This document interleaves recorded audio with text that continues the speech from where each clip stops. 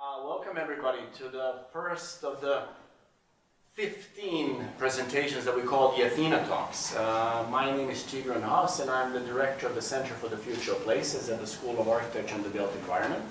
A new center that has been established on the 16th of September. And this is one of the events that we have planned. An event that will take us, we start now, today, this afternoon, and it will end in December 2018. The Athena lecture series is, I would say, very interesting and unique in many ways. And it's a series that is comprised of a distinguished female international faculty, females only. So, they are the leading researchers in academic fields of urban sociology, architecture, planning, human geography, urban design, and landscape architecture. And as I said, this is the part of the Center for the Future of Places. So behind me you can see in the slides the 15 participants that we're going to have here at KTH. And the format is that the talks are going to be talks that are sort of state-of-the-art issues in different disciplines, and each talk will be there will be a specific program built around each guest. Either the guest will participate in a workshop or in a roundtable, or they will be leading a doctoral course or running a master's course, or there'll be something else happening with that event. So we're looking really forward to these 15 distinguished speakers coming to KTH.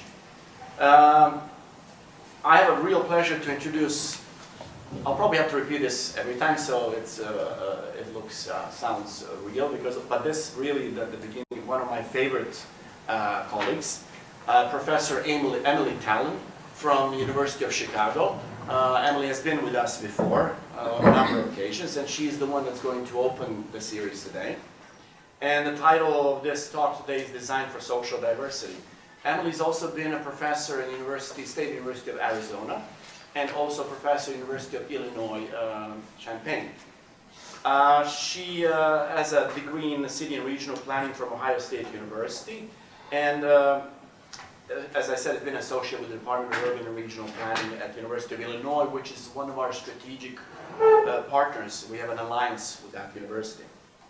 Her research is devoted to urban design and urbanism, especially the relationship between the built environment and social equity. It is one of the most well-cited urban design researchers of today. She's also edited several volumes and also written a number of key texts in the field. And you can see on the right slide some of the books that Emily has done. City Rules, Design for Diversity, New Urbanism and American Planning. And one of the recent ones, Urban Design Reclaimed, as well as the second edition of the Charter for New Urbanism. Sort of this expanded big volume of the Charter for New Urbanism, which was done, I think it was done in 1993, the Red Book. And this is now an updated version with a number of prominent researchers and practitioners that have contributed to this volume. So with no further ado, I would like to give the floor to Emily to open this Athena Talk series. And thank you very much for coming to the Royal Institute, Emily. And after the talk, we're going to have a questions and answers session, but my colleague Dr. Ann Legeby will sort of reflect on one or two things from Emily's talk, which will open up the discussion. So welcome. Thank you. Okay, thank you everyone for coming, and thank you for that warm welcome, Tigran. You are the best feminist I know. There we go. Inviting all these women. We're so proud of you for doing that. So I changed the title of my talk a little bit. I hope that's okay. I guess you'll understand why. I want to talk about, it's all interrelated: design for social diversity, new urbanism, walkable diversity. It's all kind of, in my mind, if you step back and try to take a big picture view of what's going on here, these things there's no need to really kind of parse terms too much. So I want to talk a little bit about what new urbanism is, although everyone's heard of it. It's often very much mischaracterized.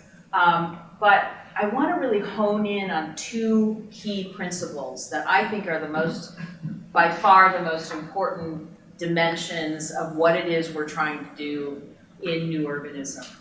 And that is walkability and diversity. And so I'm going to dig down a little bit on what those terms actually mean, what we know about what's going on with those principles.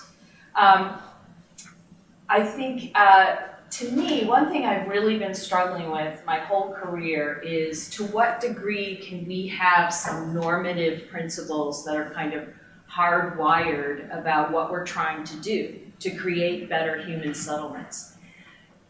Or is everything just relative?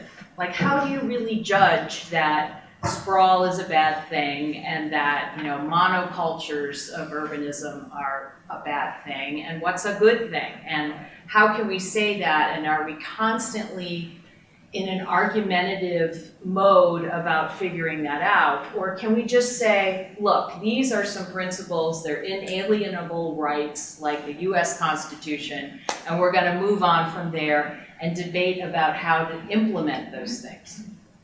That's what I've really struggled with quite a bit. So I'm going to talk a little bit about these principles, I'm going to call them meta principles, just two of them. And whether you talk about it as good urbanism or new urbanism, to me, that's all kind of the same thing. I'll talk a little bit about how these principles have evolved. It's very much a US-based kind of discussion in that sense. I am an Americanist, and hopefully you can draw something from that in your own country. And then future prospects, where are we going with these principles that are so important? First of all, just a quick definition of what is urbanism, because I hear a lot of different definitions about that. At my own institution, University of Chicago, there are a lot of people floating around who call themselves urbanists, and there's no lock on the term, anyone can use it. But they really, to me, they aren't urbanists because they don't have that focus on the built environment. So that's kind of number one for me in my definition. Built environment, and how does it affect all these other things, and in turn is affected by, so this two-way kind of street. And that could be about social justice, access, health, community, all these things listed here are all these other sort of dimensions. But built environment at the core of all these things circling around. So this notion of using the built environment in that way to advance all these other principles is rooted in the 19th century in the response to the industrial city, which was a brand new kind of field. This is how the whole field of urban design and urban planning emerges. And so it's really a product of those reform efforts. And so what we're doing right now, if we try to think about what's going on now and that link to the 19th century root of this, we still are looking at that built environment, and in a lot of cases, it's about the disinvestment going on and the degraded conditions that a lot of people find themselves in. But in addition now, which is how it's different from the 19th century, we have all of these other dimensions that are interlinked to that problem with the inner city, or with existing cities. But now all the traffic, the monocultures, the parking lots, all the rest of it, that's all part of the game too, which wasn't necessarily there in the 19th century. So new urbanism is really in that tradition, is the point I'm trying to make. So what are these meta principles? And again, I would love it if everyone in this room would agree with me that these are in fact meta principles, and we need to all just sort of come together that, yeah, there's no debate about this. Now, I don't presume that is true at all. My friend Dan Solomon will disagree with me, I'm sure. But I would like to get into that debate, would be great. So first, meta principle number one, human scale. And you can also talk about that in terms of walkability. And this is simply that the human habitat ought to be scaled to the human body, walkable, and that body is self-propelled. whether by a wheelchair, whether by walking your two legs, biking, you are propelling yourself around. Building to that scale tends to contract the built environment. And so human scale then implicates other things like connectivity, proximity, access, smallness, enclosure, all kinds of things sort of spill out from that. And I would say a lot of good things are associated with this simple rule. The human scale principle intersects with sustainable cities, for example. All of these things that we get by building to human scale that people weren't even necessarily focused on 20 years ago, but the lower carbon emissions, the lower miles traveled by car, the making transit more feasible, implications for equity and health. There's some debatability. We can debate about some of those dimensions. Spirituality, civility, happiness, all of these things have been argued and have been, people have advocated that human scale is producing advances in all of these areas. Now this simple rule, though, unleashes a lot of complication and complexity. It's by no means a simple rule. There are some things that are kind of fun to work out about this simple rule, like visualizing human scale, the human scale habitat, what that might look like. And a lot of people are very much engaged in proposing the visualization of this. But then you also need to work out design requirements in multiple dimensions for this human scale. You need to have it in 2 dimensions, and that's about accessibility. You need to have it in 3 dimensions, and in 4 dimensions, 3 dimensions over time. So that core principle does have some complexity. And then there's all the things working against the human scale that we're confronting all the time. Things that are working in the opposite direction. And these are big money things. And these are things with a lot of political power. And that is undermining our attempts to build at that human scale. In the US, I don't know how your Wall Street situation is here, but the built environment is 35% of the asset base of the US economy. And these are the real estate products. This is from a book by Chris Lineberger, The Option of Urbanism. All the buying and selling of real estate product on Wall Street completely detached from something like the human scale. So there's a lot of money flowing around, a lot of money that goes into support types of built environments that have absolutely nothing to do with human scale.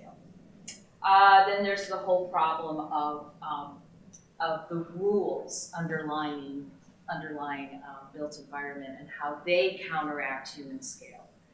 And this was the subject of my book, City Rules, really kind of digging into what are those rules and how do they affect the built environment. The city of Phoenix has 264 zoning categories, and it's just a complete mess because of all the political power going on into rezoning particular neighborhoods, overlay districts that go on. I'd be curious to know how such regulations happen over here. I'm assuming it's much more civilized. Chicago, where I live now, I used to pick on Phoenix so much, and I still do, but Chicago is really no picnic either, and the zoning code, the rules underlying the built environment and how it gets coerced into shape are very complicated, and they're very much a product of deal-making that goes on, rather than a concerted effort to create a particular built environment that would be good for the human scale. Building practices that have not really paid attention to the public realm, things that might be good for the human scale, that a consistent street wall, integration, sense of enclosure, Those things are important for human scale, not happening. The entrenched culture that prioritizes buildings as individual objects floating in space. This happens to be a graphic from a 1929 regional plan for New York and environs, which was about advocating for buildings floating in space so that you could have sunlight around all sides. Well, what does that do to your human scale? That could have a very damaging effect. And of course, our crazy landscape urbanist friends doing crazy things that really are often oblivious to human scale, I would argue. They might look pretty, but not exactly conducive. Okay, so that's my argument for this first meta principle.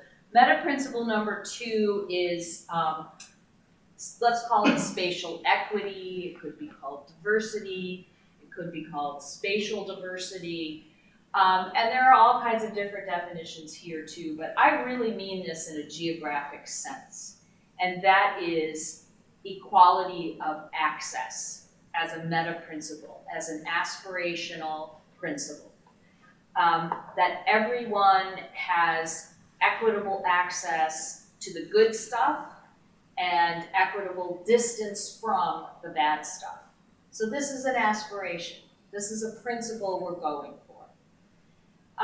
The question is, how in the world are you going to pull that off? And I think that I tried to create a graphic that would explain this principle geographically. I would say there are really kind of 2 ways of making sure there's this spatial equity, spatial in a geographic sense.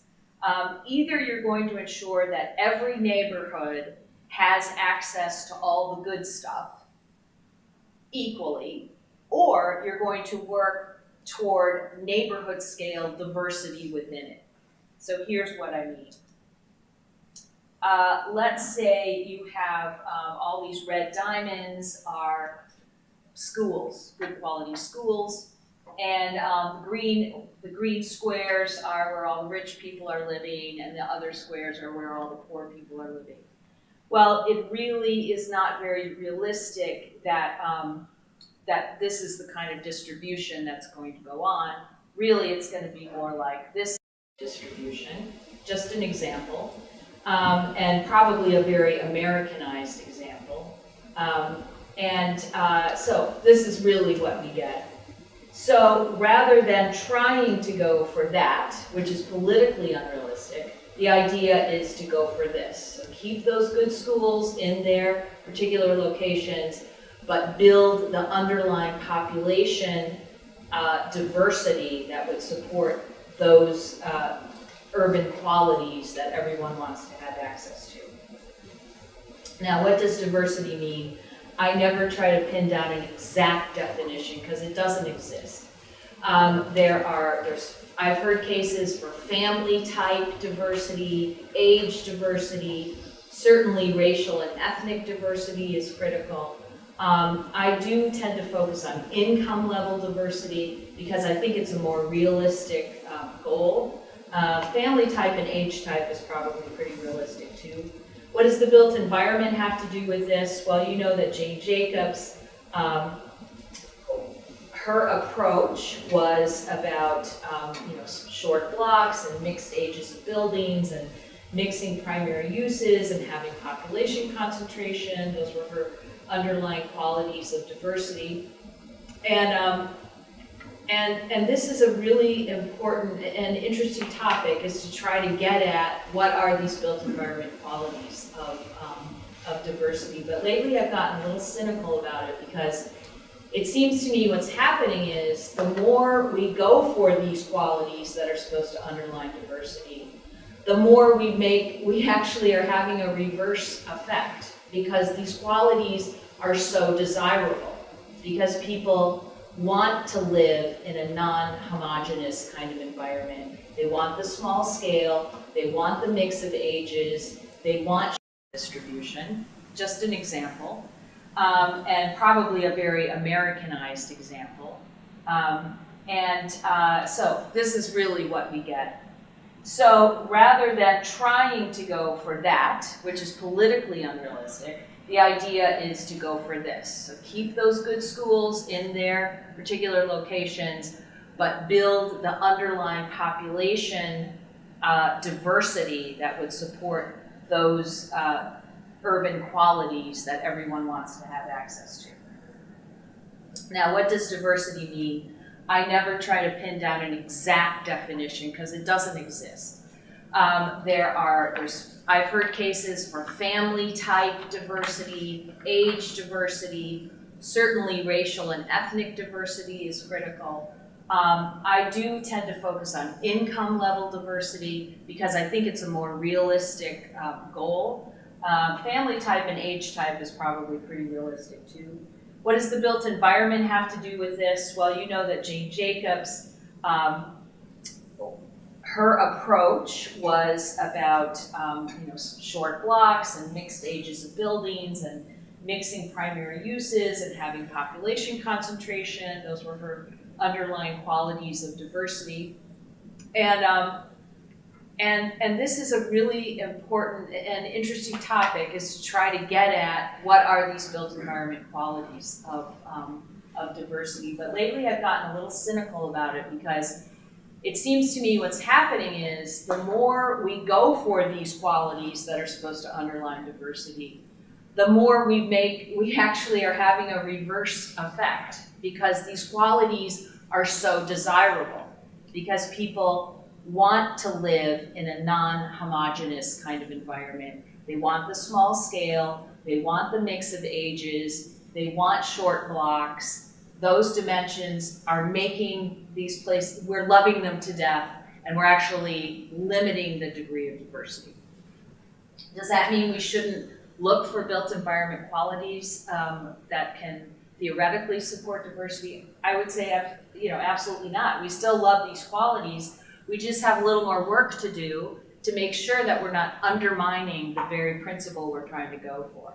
So here's what happened in Greenwich Village, where Jane Jacobs wrote her book and where she was really formulating these principles of diversity. And I did some calculations with something called the Simpson Diversity Index. There's lots of different measures out there about how to measure diversity. So this number, 3.54 and 3.81, those are the diversity indices for those two tracts where Jane Jacobs lived, and the little red dot there, sort of in the middle of the two tracts, was the area she was talking about. So this is the diversity index in 1970. By 2010, you can see that those numbers are now 1.6 and 2.1. So on the measure of income diversity with those wonderful built environment qualities, we all know diversity as measured by income, but race and ethnicity is going to be the same, and probably family type. That diversity just isn't holding.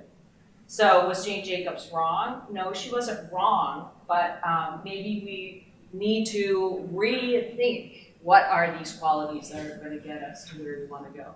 A couple more complexities to both of these meta principles.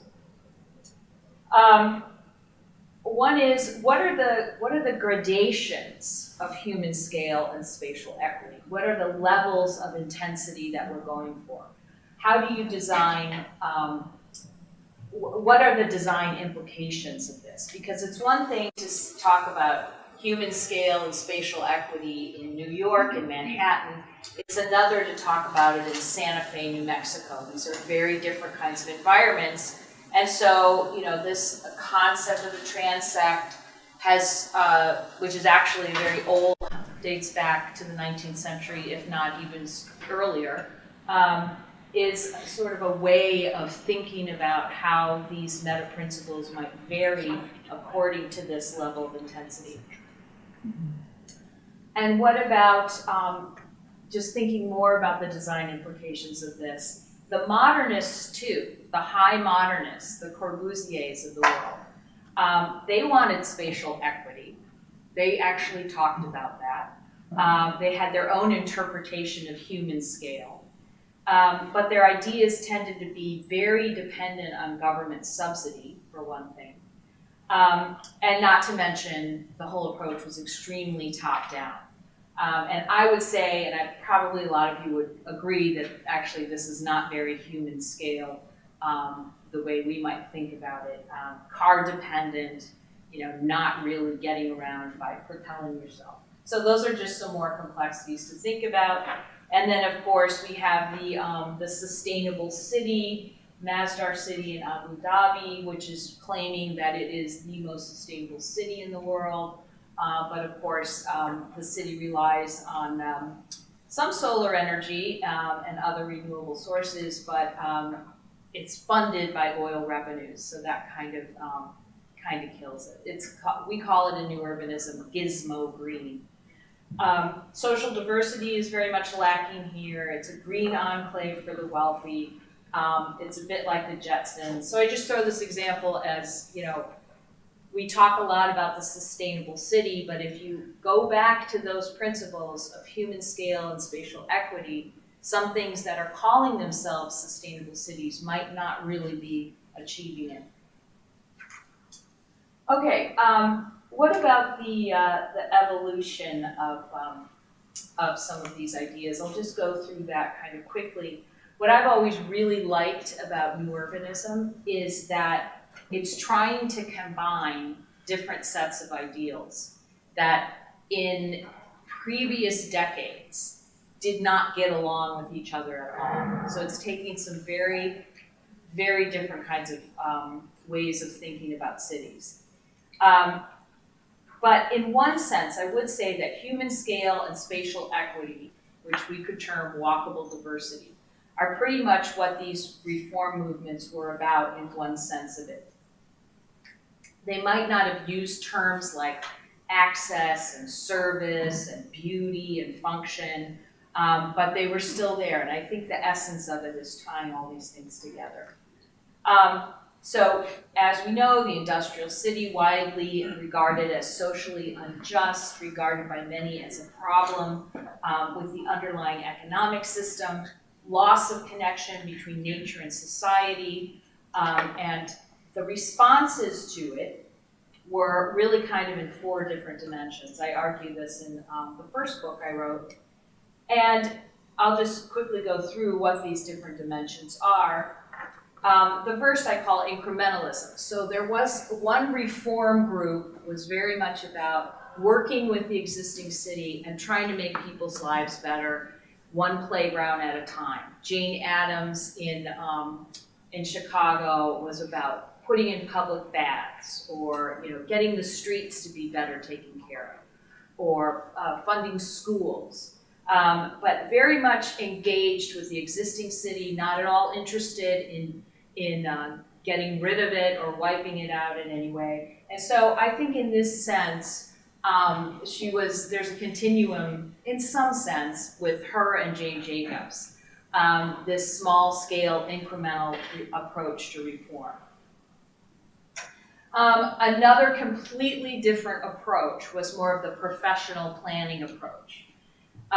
The idea that what we really need to do with the city is not attempt to do these little incremental things, but to rewrite the rules, to get more investment, to really be concerned with the commercial city and making sure that big investors want to play. And so, of course, you had all these, the famous plan of Chicago, the commercial club, lots of white men sitting around tables, kind of figuring out, what to do, very top down.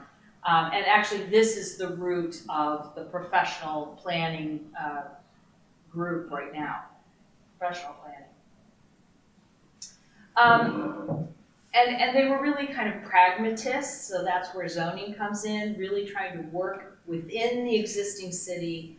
It started out as the city efficient, and then it became the city practical. The city beautiful was really tied into that group too. The city beautiful morphed into the city efficient in the span of a couple of years.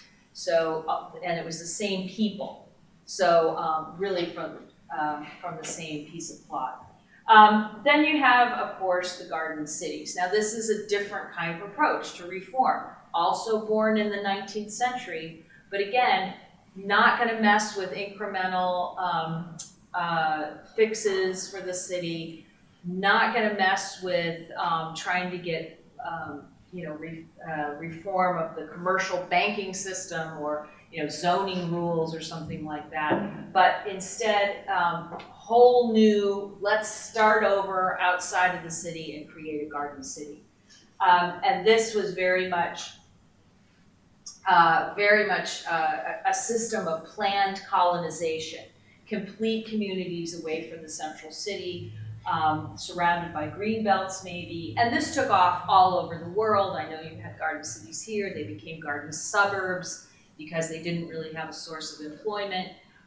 In the US, there were many, many garden cities, but they were really more like garden suburbs. And our most famous example in the beginning was Radburn, New Jersey, in the lower left there. They weren't, they didn't really pan out as well as it had been hoped. A fourth kind of approach is what we would call regionalism, and the original regionalists, also coming out of the 19th century, they were a really heady group, and they really thought deeply about the place of urbanism in nature, the underlying processes that would generate change, the really dynamic interplay between urban places and their hinterlands, and as those things were not to be separate, they were to be interconnected. Complex thinking, deep thinking. If you've ever tried to read Patrick Geddes, you know what I'm talking about. Absolutely impossible to read his evolution of the city. It's really, really difficult. Sometimes I make my students read it just to punish them. But what's interesting is that they really had a political voice. They had the ear of the president. Here's FDR going over a regional plan, and this was unheard of now, of course. So what happens when you put these four groups together? The new urbanists were really, as I said, trying to take the best out of all four of these reform traditions emerging out of the 19th century. And what's kind of interesting is that they say, okay, incrementalism, we love you, we love the freedom, we love the diversity, the vitality. Regionalism, we love your environmental stewardship, we love your positioning of the urban within nature, we think that's really important. Garden cities, we love your sense of place, we love your diagrams, we love the beauty, we love civic art, that's so essential to it. And zoning, we love your pragmatism, we love your tools, we love that you are using to design for economic gain. All of that resonates. And so what's really been interesting is how, in fact, initially, and it goes on now, some of these camps, they really don't get along. And there's a literature on this. The regionalists thought that zoning practical tool kind of approach was really detrimental, because what you really want to do is engage in a much more fundamental way with the structure of urbanism, with the underlying processes. And so that means when we had FDR in charge and the New Deal planners, they were actually thinking about how to restructure urban economics in a way that would generate a better approach to urbanism. And they thought that the whole zoning approach was really just tinkering around. These two groups, very much at odds. Jane Jacobs, of course, through her whole book, is talking about what an idiot Ebenezer Howard was, and how he was simplistic, and his prescriptions for the Garden City were as if he didn't know what human beings really wanted. And so that's a big tension there. And so you see how there are these sort of internal conflicts sort of hardwired into the whole system here, trying to pull these reform movements together. And now what does all this mean for now? What I see is that these traditions are still happening. Right now what you have is DIY urbanism, tactical urbanism. Dan Solomon was calling it dinking around or dinkification or something like that. But, you know, small scale chair bombing, you know, doing these small scale kind of interventions. Perhaps you could make the case that this is the now 100 years later version of Jane Addams. And then I think what's happened to regionalism is it's more about, I would say it's less radical, it's more about the science of sustainability. But I think that the Patrick Geddes and Lewis Mumford and Benton Mackay and those folks, they would very much still be in this camp. They would like the scientific nature of it all.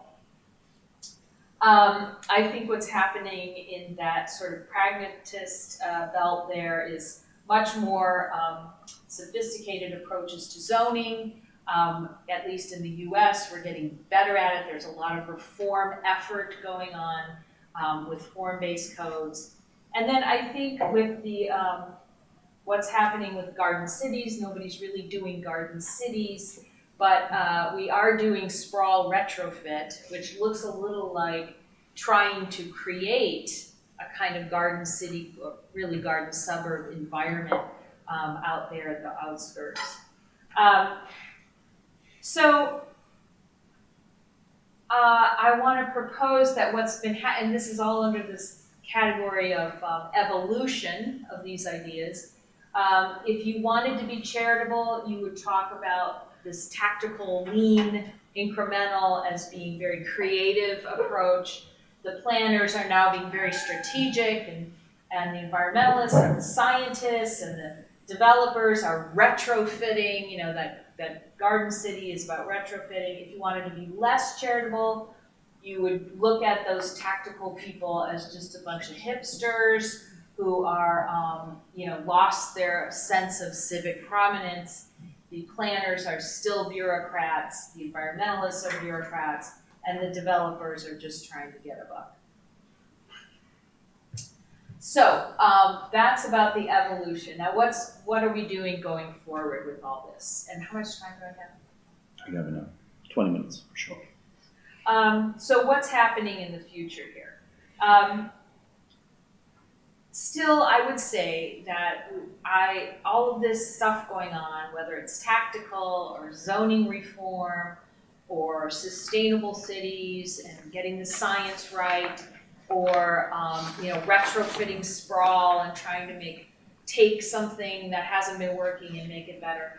I think that all of this is still needing to be focused on the end game, in that no matter what you're doing, you are working toward those two principles of human scale and social equity, walkable diversity.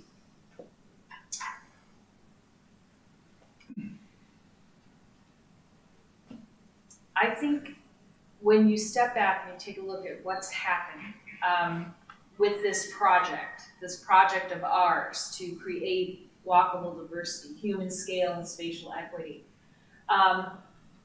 what's happening is that these two things are in conflict with each other. I'll show you what I mean. Not aspirationally, but as it's playing out on the ground. So in the US case, and this is going to be very different from what's happening in Sweden, I imagine. From what I've seen, you have an awfully wonderful walkable city here.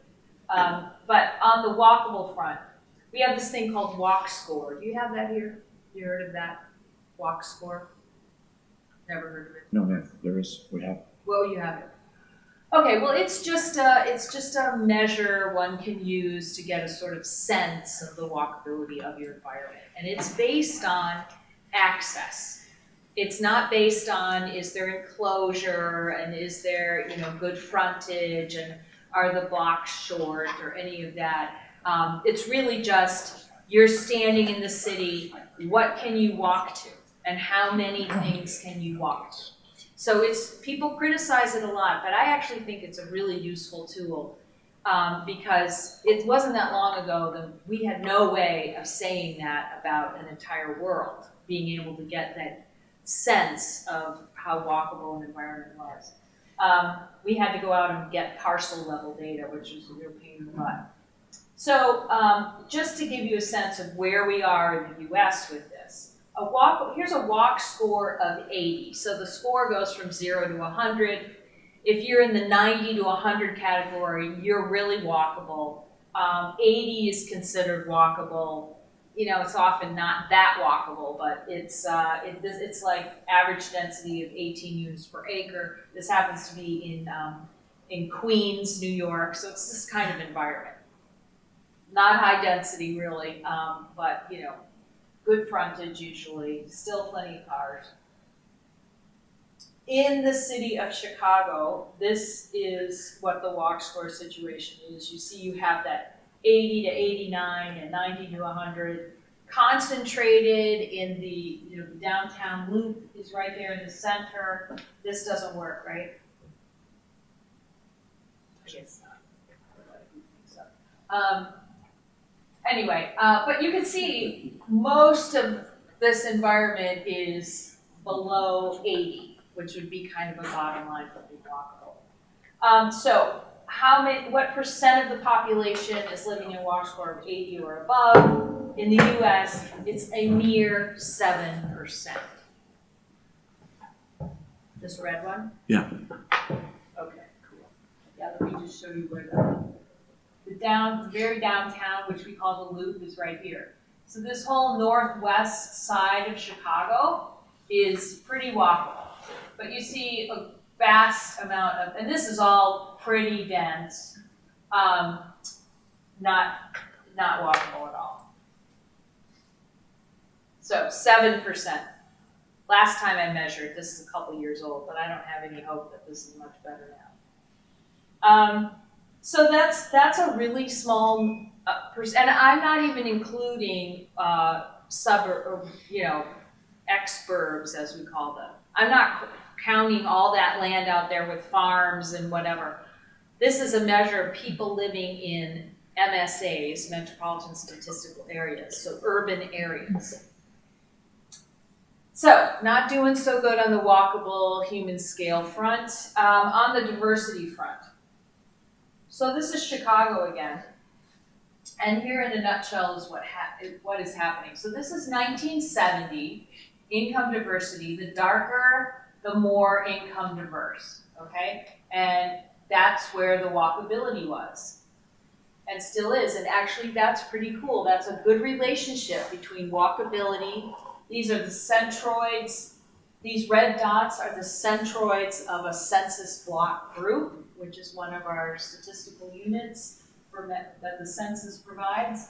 And that's 1970, and here's 2010.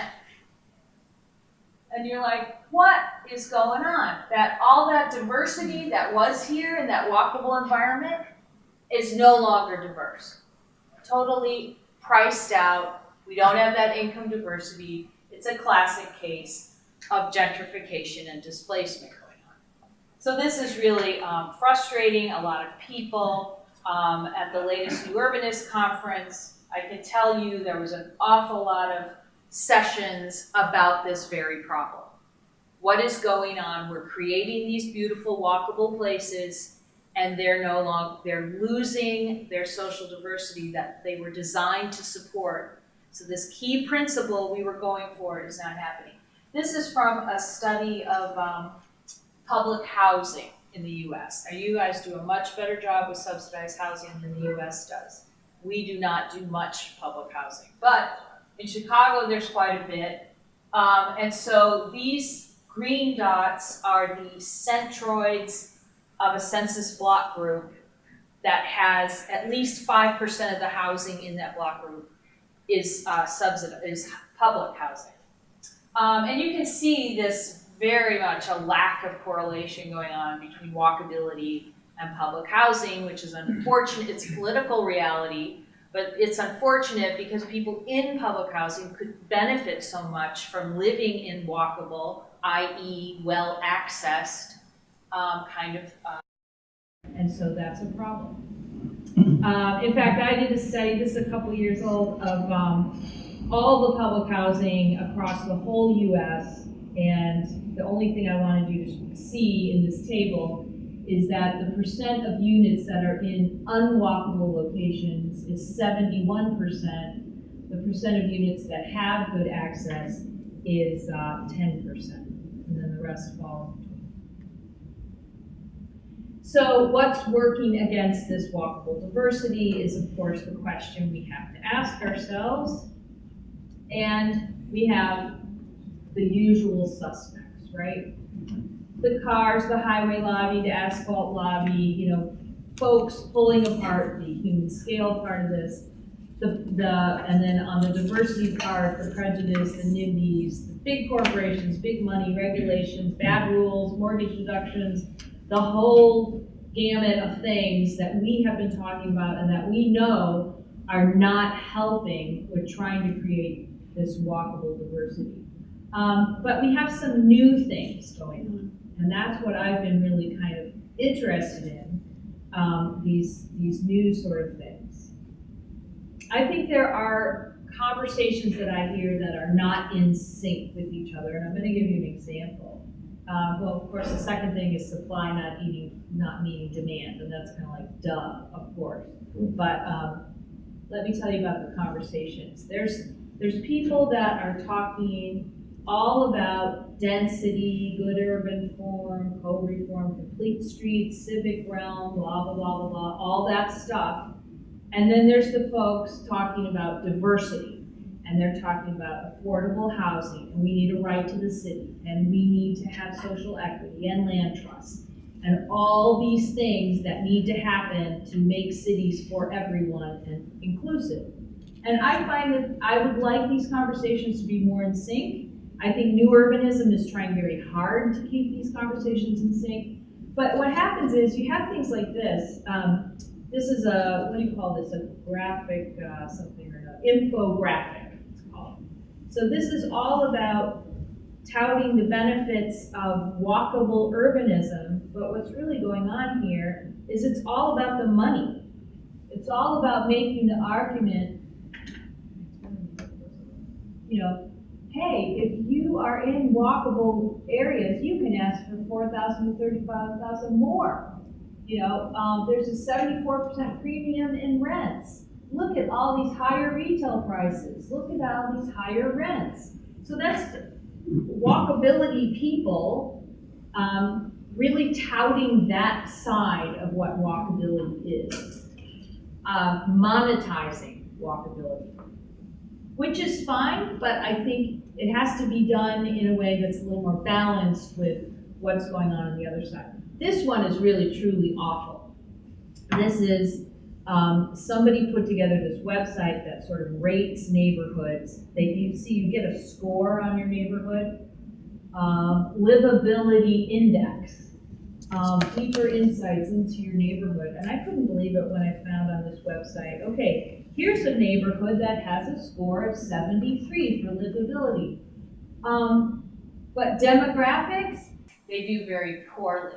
And the ranking is based on income. Like the higher income you are, the better the neighborhood. And they have on their website, we just genuinely believe that if there are more educated people, it's a nicer neighborhood. And the same with income. So just very explicitly, this is a high income neighborhood, you score higher. So that's what I mean about, kind of a dissonance going on. On the other side of the equation, that's a problem too, in my opinion. Some affordable housing folks, really good people doing Herculean efforts trying to get more affordable housing. But here, this particular group is saying what we need to do is expand access to cars to help families use vouchers in low poverty areas. Okay, you see how that's kind of working at cross purposes with the walkability goal. This is something the Kirwan Institute, here they are, this is kind of unbelievable, rating the opportunities of the city of around Baltimore, and they have the city itself is deemed very low opportunity. So in other words, what's happening is, and this is being reflected in government policies now, get people out to the suburbs. Get poor people out to the suburbs. That is the lowest opportunity area, is the very core of the city. And I think that there's a real problem with that kind of approach. So, so that was more, conversations not really being connected. And then there's just the simple lack of supply and demand. I think a lot of people in the US are over the 20th century low density sprawl thing. It's still happening, but so many people have now switched positions, and demographically, with the millennials, the aging boomers, the people not getting married and having kids, all that demographic change. And there's been wonderful research documenting how all of this is playing out right now, and how in the next 20, 30 years it's going to get even worse. But also, it's just amazing. This is one of our big surveyors of public attitude in the U.S. is the Pew Research Center. And I couldn't believe when I saw this report just a couple years ago that now almost half of the population says they want to live in these walkable, diverse neighborhoods. Well, that is completely changed from 10, 20 years ago. We used to think, oh, maybe 20% would go for this, but now it's nearly half, so it really has changed.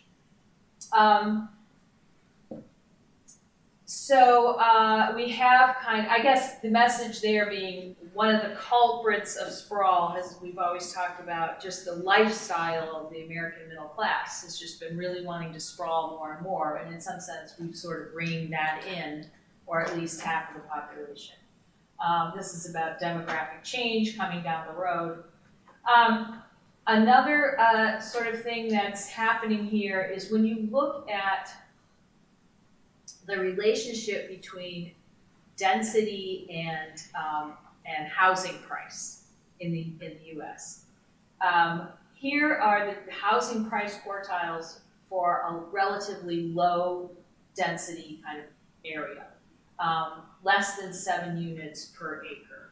And you see it's pretty evenly divided. If you looked at all the housing that was less than 7 units per acre, it would be divided pretty much in force, high, low, medium, high, medium, low housing price.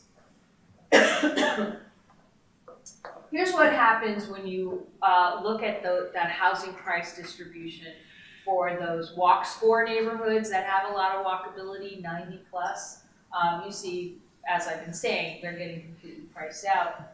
And then when you look at this for density, and there was a book that came out a few years ago that made a big splash, A Country of Cities, really arguing for the Jane Jacobs case that we need more density.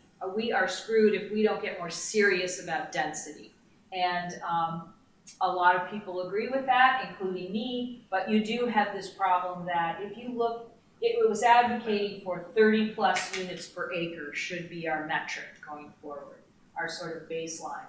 The housing price quartiles in those 30 plus per acre, 30 units per acre neighborhoods, you can see how the housing price distribution plays out.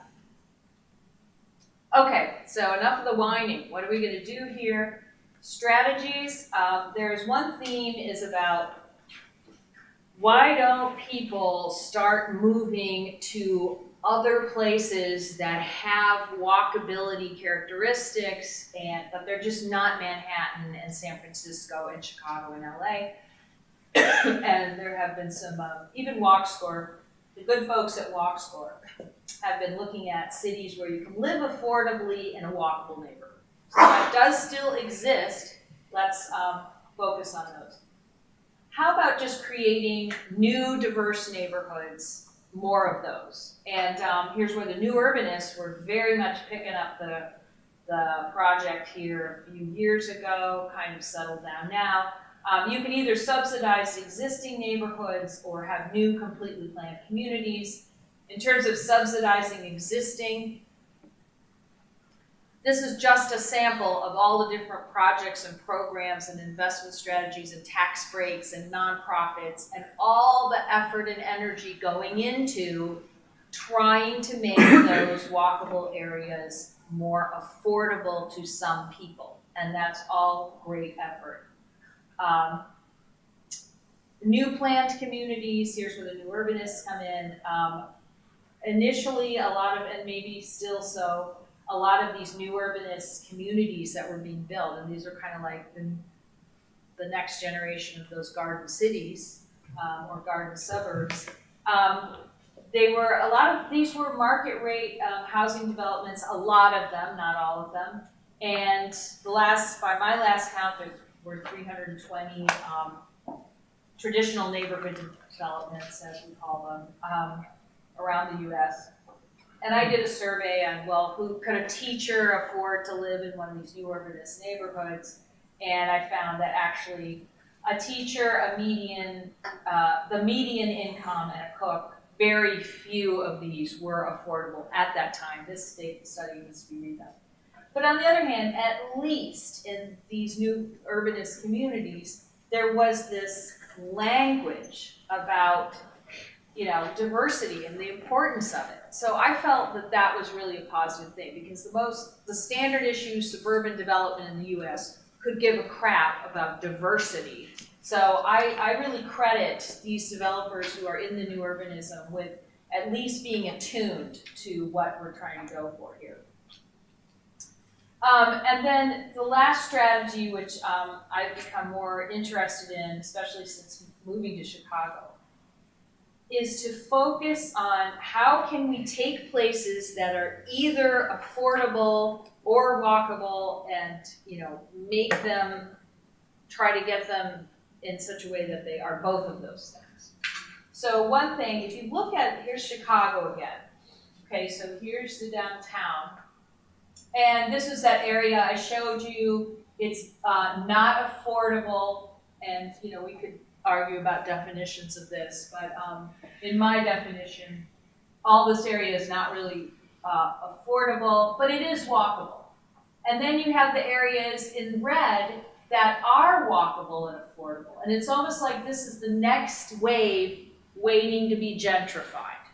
So what can we, with full knowledge about the march of affordability and walkability, the march of non-affordability and walkability coming on, what can we do more strategically for these areas? And one thing we might look at is what about the places that are not walkable, they are affordable, but they have pretty good density so far? What can we do strategically to get them to be more of these walkable, diverse neighborhoods? Different kind of policies needed for those places. And I've been looking at where is money being spent. These TIF monies are public, City of Chicago investments in placemaking, streetscapes, you know, trees, better sidewalks, you know, all kinds of placemaking kind of investment going on. Well, how is that being done in relation to these areas that are, you know, have some density, they're not right now walkable, but they do have that density and they definitely are affordable. So how could that, what does it mean to better target those investments? That's one thing I'm interested in looking at right now. And this is my last slide. I kind of like to close with this last meeting of the modernist architects, the Congress for Modern Architecture, which, you know, the new urbanists were sort of modeled metaphorically after the CM, the modernist architects. And their last meeting in the Netherlands in 1959, and they're all looking really depressed and serious and, you know, like, oh, we're doomed. And so I think the new urbanists are really not feeling like this at all, but I think they do need to keep up the conversation about getting these two meta principles to not work at odds with each other, but to work in sync and build more of such places going forward. Thank you.